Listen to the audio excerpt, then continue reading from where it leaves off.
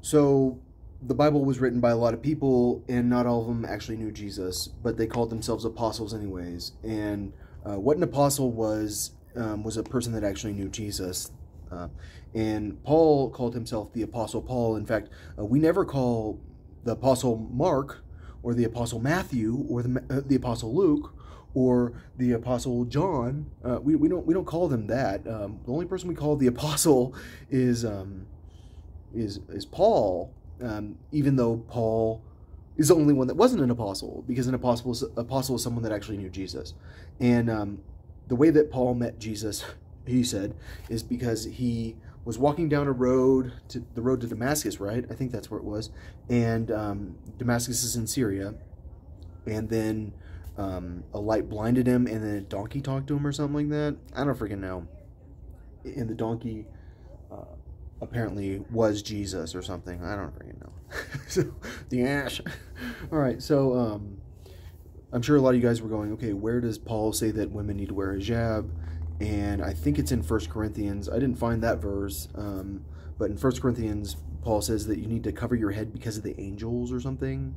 And that's like, because, and when the Muslims wear hijabs, you know, and then the Christians hate the hijab, right? It's like, why we hate them? Why do they do that? It's because they were trying to copy pictures of the Virgin Mary. They were trying to look like her, which is like, they were trying to look like Hasidic Jewish women that sometimes cover their head also. And Paul was a radical Jewish person that was a religious leader who persecuted Jews that turned into Christians until he became a Christian. And so he very much believed that women should cover their head. All right, so this is what Paul says in 1 Timothy, assuming that Paul actually wrote it. I desire then that you, okay, blah, blah, blah. Okay, I desire then that in every place the men should pray, lifting up holy hands without anger or argument. Also, that women should dress themselves modestly and decently in suitable clothing, not with their hair braided or with gold, pearls, or expensive clothes, but with good works, as is proper for women who profess reverence for God. Let a woman learn in silence with full submission. I permit no woman to teach or to have authority over a man. She is to keep silent. For Adam was formed first, then Eve, and Adam was not deceived, but the woman was deceived and became a transgressor.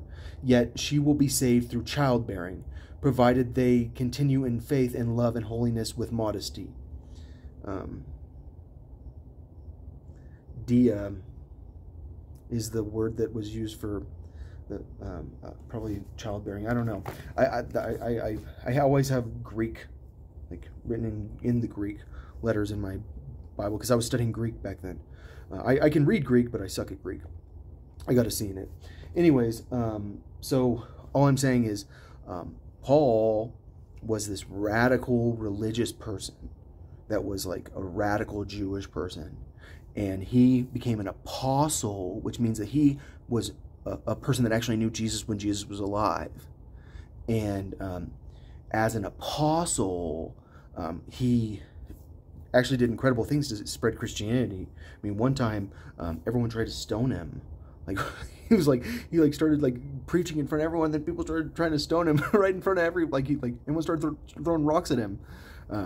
Yeah, Paul got hurt a lot because he annoyed people so much with his radical religious perspective. But what I don't think Christians understand is how much Paul has hurt Christianity.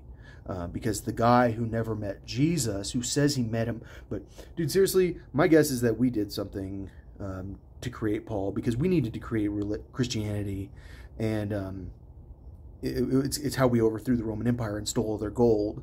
Because by the time that the Roman Empire moved to Byzantium or Istanbul or Constantinople, the Roman currency was like very watered down. It was like pretty shitty.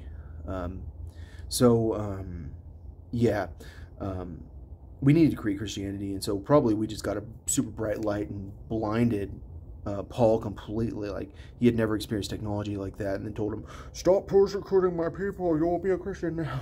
Next thing you know, this guy turns into a religious nut who converts so many people to Christianity, and then inspires like the creation of the most powerful religion in the world. And I don't know. So I don't know. Paul's not that bad. Like, he's one of those people that can do so much harm because he's so good at writing. Like, Paul's the best writer in the entire Bible, but other than Solomon, tied.